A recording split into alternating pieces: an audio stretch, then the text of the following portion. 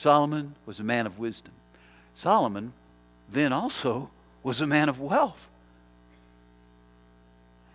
I mean, he makes Warren Buffett look like he's living from week to week, eking out an. Solomon was a trillionaire, not a billionaire. I mean, he had reserves of billions in gold.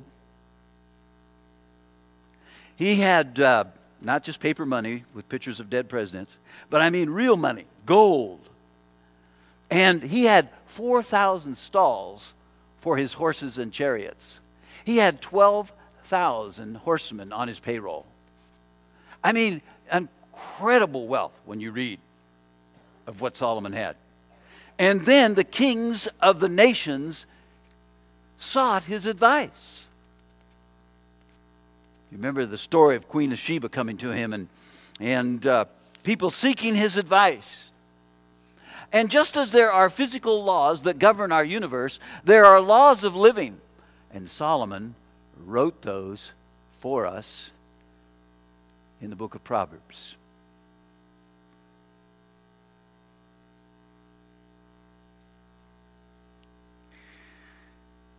And he gives us his strategies for acquiring wisdom. I want to give you 5 things.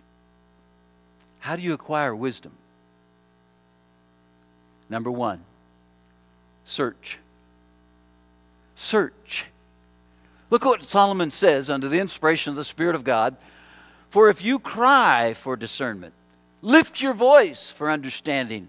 If you seek her as silver and search for her as hidden treasures, then you will discern the fear of the Lord and discover the knowledge of God. For the Lord gives wisdom.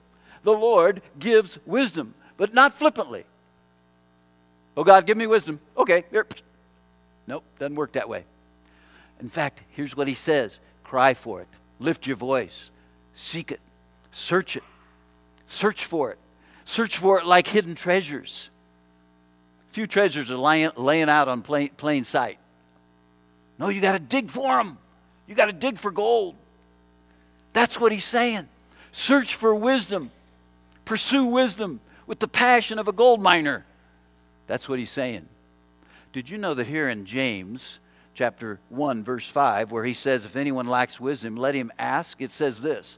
Here's what it says. Let him keep on asking, keep on asking, keep on asking, keep on asking. That's what it's saying. It's in the continuous. It doesn't just say ask. It's a continual pursuit. It's a day-by-day thing. It's something you need to do every day of your life. Well, I went through a trial once, and yeah, I did ask God for wisdom. No. Every day of your life.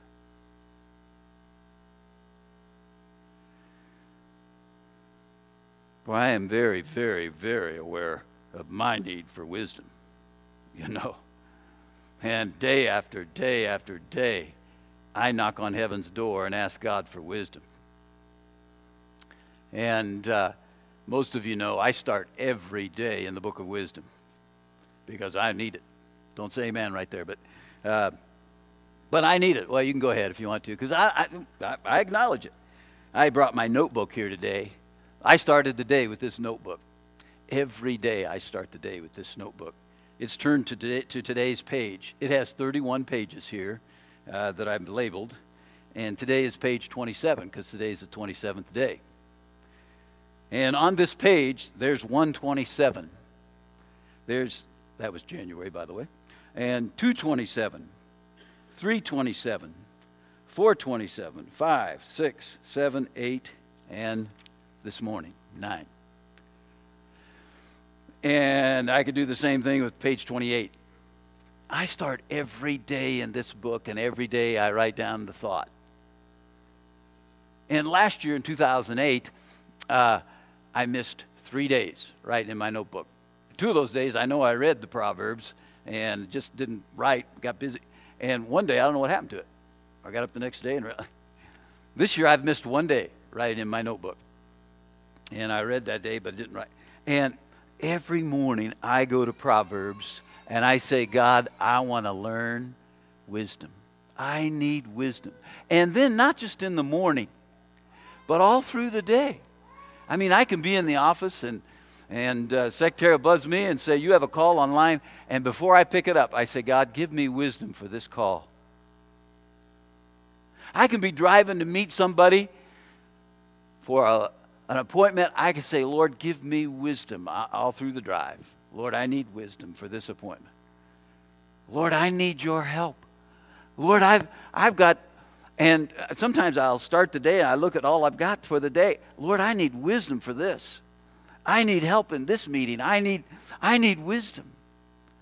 That's what Solomon is saying. Search. Search like a gold miner.